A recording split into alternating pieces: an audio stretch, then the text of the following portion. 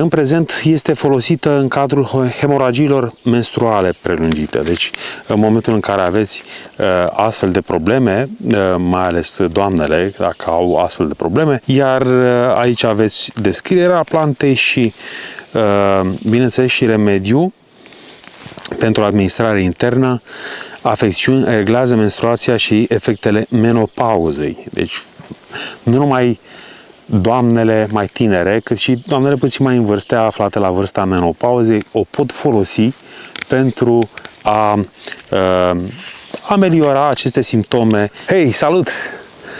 M-am oprit pe drum și am găsit niște tufe mici de traista ciobanului. Haideți să le vedem. Uitați-le, sunt aici. Ia uitați aici! Am rupt-o pe aceasta cu tot cu rădăcină ca să vă pot arăta întreaga plantă, însă practic recoltarea se face numai pe partea aeriană. O să vă arăt puțin mai târziu. Ce avem aici? Traista ciobanului, denumită în popor și iarba frigurilor. Da?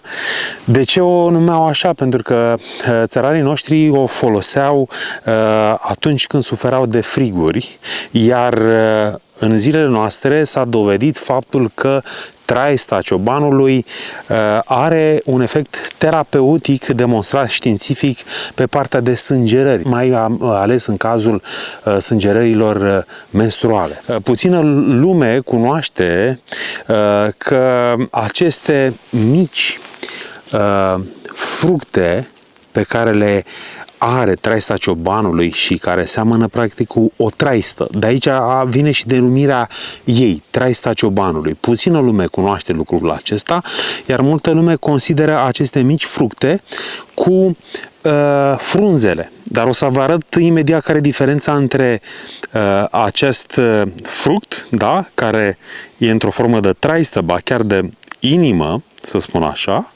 și frunză, care o găsim mai la baza tulpinii, iar frunza este lanceolată, este zințată, este o diferență.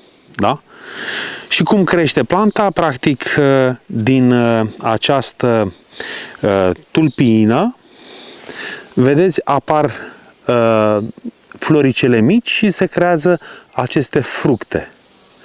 Da? De asta planta o putem găsi în stare înflorită pe mai tot timpul perioadei vegetative, practic, mai din primăvară până în toamnă. Uitați aici și am să vă arăt și floricelele.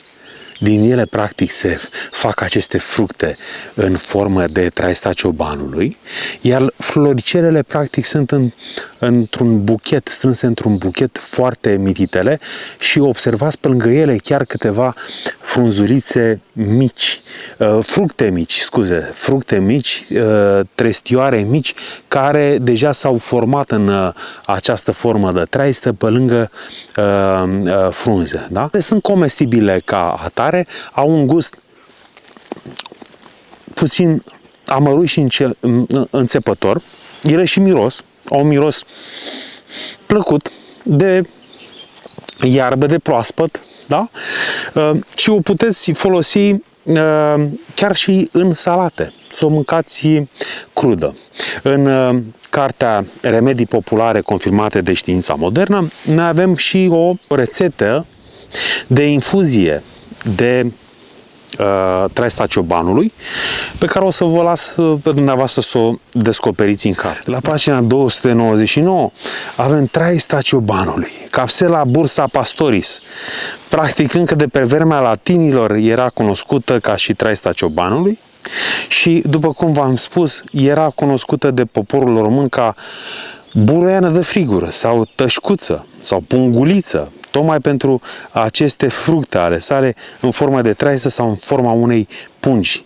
Da, alții mai spuneau și punga ciobanului, punga babei, punga popii și coada pisicii. Da? Deci poporul român a fost destul de inventiv în momentul în care a denumit sau a redenumit această plantă. Uitați aici aceste mici floricele despre care v-am povestit, cu fructele, practic, rădăcina pe care v-am arătat-o puțin mai devreme, da?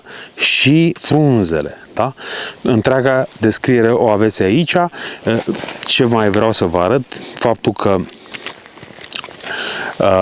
au fost făcute studii științifice care confirmă proprietățile medicinale, iar în prezent este folosită în cadrul hemoragiilor menstruale prelungite. Deci, în momentul în care aveți astfel de probleme, mai ales doamnele, dacă au astfel de probleme, iar aici aveți descrierea plantei și, bineînțeles, și remediu pentru administrare internă, afecțiuni, reglează menstruația și efectele menopauzei. Deci, nu numai doamnele mai tinere, cât și doamnele puțin mai în vârstă, aflate la vârsta menopauzei, o pot folosi pentru a ameliora aceste simptome. Avem aici o secțiune unde o putem găsi, cum o putem recunoaște și cum o culegem. Pe linkul de mai jos aflați cum puteți să comandați cartea remediilor populare confirmate de știința modernă. Este foarte simplu, tot ce trebuie să ne dați este numele, prenumele și telefonul dumneavoastră, iar colegii noștri or să vă sune pentru a vă ajuta să finalizați comanda. Vă mulțumesc și până data viitoare nu uitați să fiți sănătoși!